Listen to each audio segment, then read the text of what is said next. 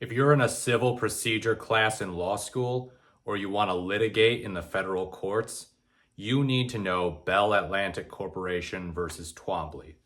The Supreme Court's case from 2007 effectively revolutionized Rule 8 in federal court of the Federal Rules of Civil Procedure. So what happened in that case?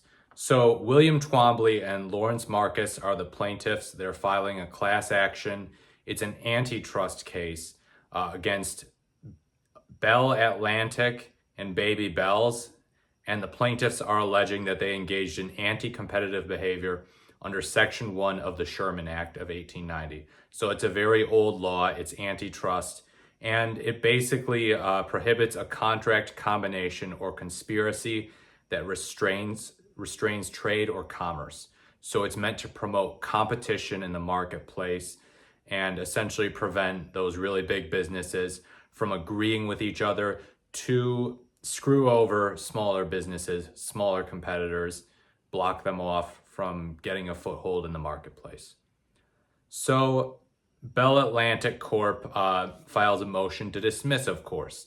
This is a Rule 12b6 motion saying that the plaintiff has failed to state a claim, so the federal court needs to dismiss it. It can't go to trial because they haven't alleged a claim that entitles them to relief. And Twombly lost in the district court. The district court granted the motion for Bell Atlantic to dismiss the case, but then the Second Circuit Court of Appeals actually reversed. So now, of course, Bell Atlantic files a writ of certiorari for the Supreme Court to have the case heard to decide whether or not basically Twombly has alleged enough facts for the case to go to trial. So the real question is, under Section 1 of the Sherman Act, can a complaint survive a motion to dismiss when the complaint alleges that major telecommunications providers engaged in certain parallel conduct unfavorable to competition?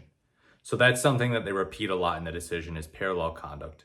So what the Supreme Court ends up holding, and this is Justice David Souter writing it. He's a Republican appointee, but he's actually a fairly liberal guy, not like Ginsburg, but not like Scalia, that's for sure. So he writes, this complaint comes up short, basically. You can't just plead parallel conduct in an antitrust case. Your complaint needs to be more than just labels and legal conclusions. Don't just throw this conclusory language around of parallel conduct. Your factual allegations need to raise a right to relief above the speculatory level on the assumption that all of the allegations in the complaint are true. So they include the complaint and what it says and how it says parallel conduct. And I'm just going to read the important part of it.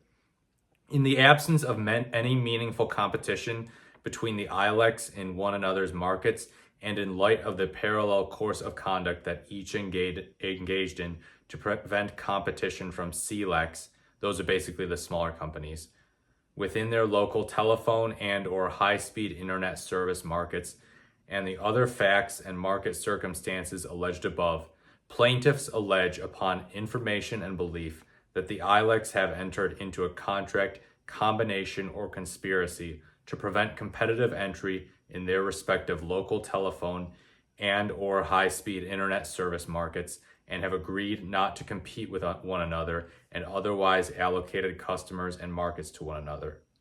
So as you can see there's not that much factual enhancement. There's not that much specifics. The words parallel conduct are basically doing a lot of the work there.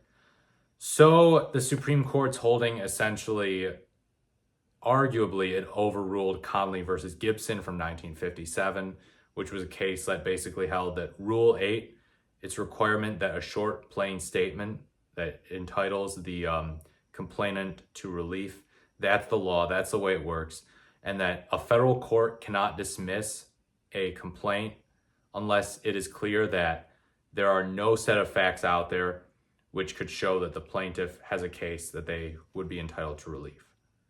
So yeah, this definitely conflicts really strongly with Conley. And Justice Stevens, joined by Justice Ginsburg, writes a dissent. In the dissent, he basically points out how, yeah, this is just undoing precedent. This is an entirely new thing. And he's kind of onto the idea that the majority might just be engaging in some judicial activism to try and protect antitrust defendants from plaintiffs, to try and make big business less accountable, make it harder to sue them in federal court. And that's a very strong policy concern that he raises. But obviously, if you're in law school and if you're litigating, dissents are not binding law. Justice Stevens' dissent is really just the type of thing that if you're in a Civ Pro class and you want to make policy arguments, you can point to the points that he makes in his dissent as compelling. And yeah, so basically Conley versus Gibson is pretty much no longer good law after Twombly. I mean, there's not really an argument you can make that it's good law.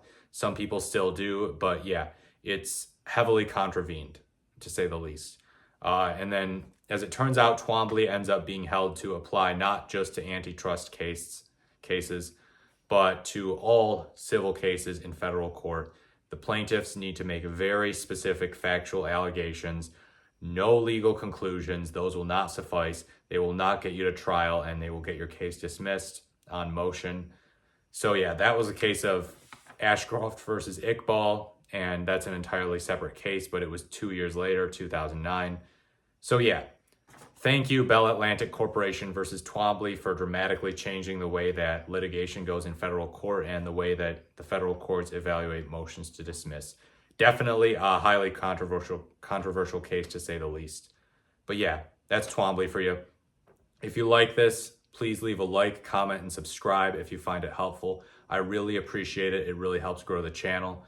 We're trying to preach the gospel of civil procedure and legal concepts here, try and get people informed. And yeah, I look forward to speaking to you in the next video. Thank you very much.